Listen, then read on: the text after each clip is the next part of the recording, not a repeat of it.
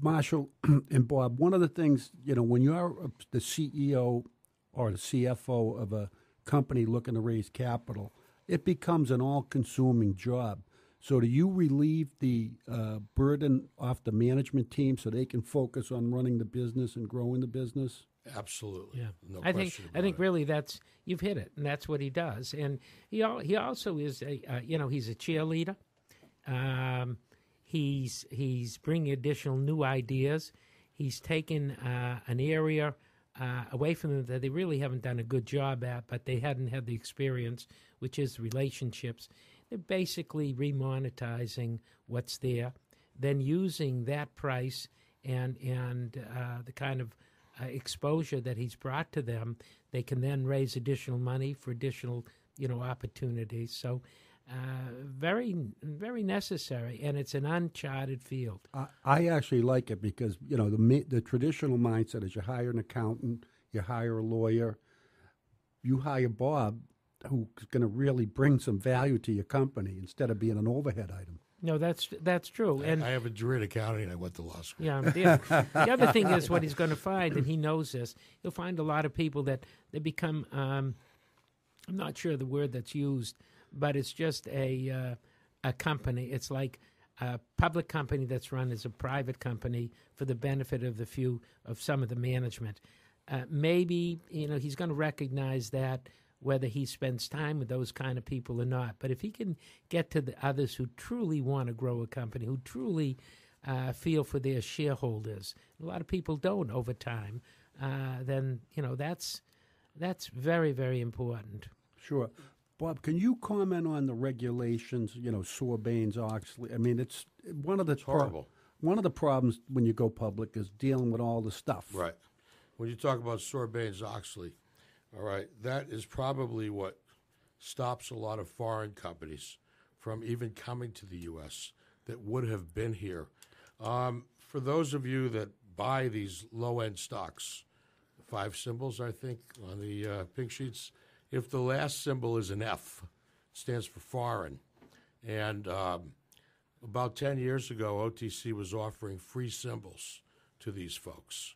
So there are companies, I don't care if they're in Kalamazoo or China or whatever, Australia, that have symbols in this country that don't even know it because they're not getting billed by OTC. They don't trade at all. They're not even on the pink sheets. They're on the gray markets.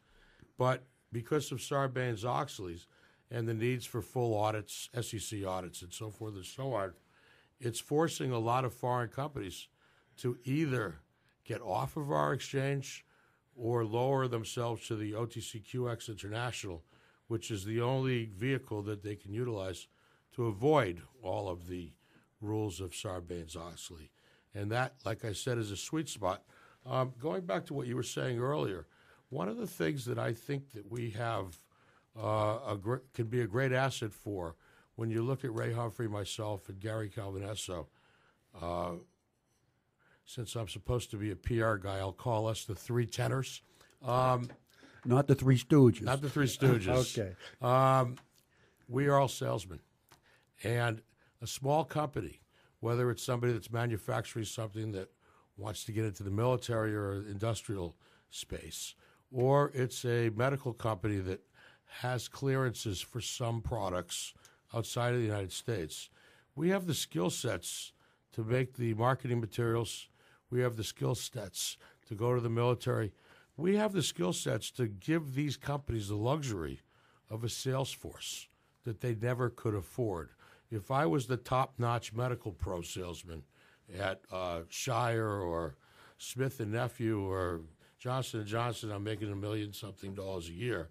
A little medical company can't afford to pay me a signing bonus and so on and so on. But they can hire Bob Weiss, Gary Calvinesso, and Ray Humphrey, who could be as competent as the competition sales force. Or even currently. better. We don't know until we prove our point. But I will say that we're working with a company that's involved with military products, law enforcement products. And we have put together marketing materials for them that would have cost the company probably $50,000, $75,000 from a high-end marketing company they would want money. We're very happy because we believe in the deal to take stock. So you're on performance. We are, we're guts and glory, and of course we need something to eat.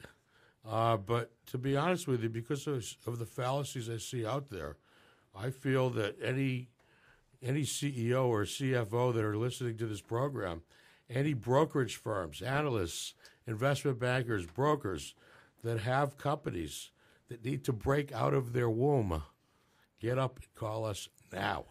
Even PR firms who are getting yelled at by their client, get up and call us now.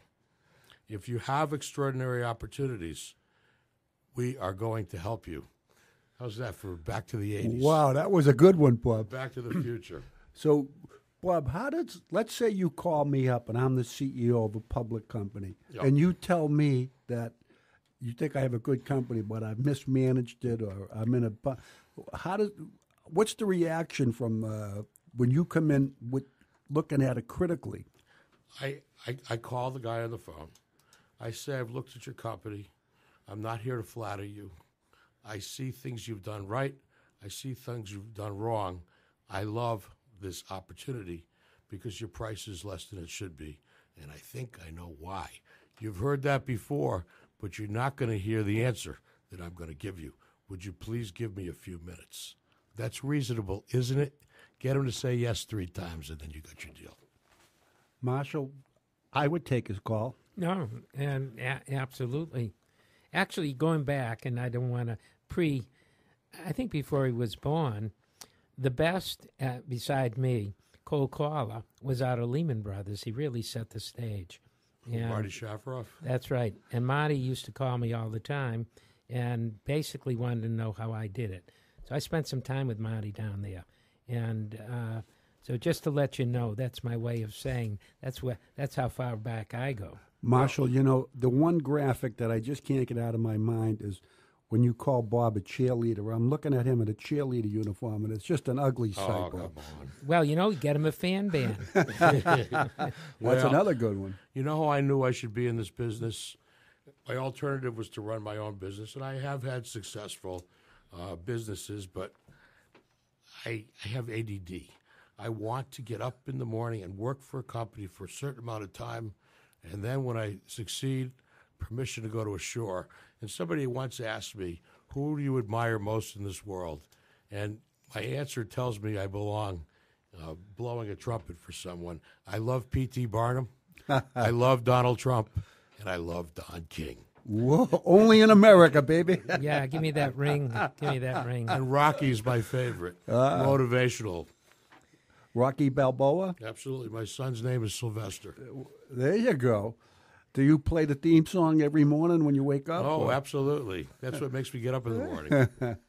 So, Bob, if somebody wanted to reach you, do you have a number we can get in touch? Because you gave me a compelling story here. I want to follow up. And all you guys out there that have stocks that are doing nothing, all you CEOs and CFOs, I do have something different. But the name of my company is U.S. Finance Group, LLC.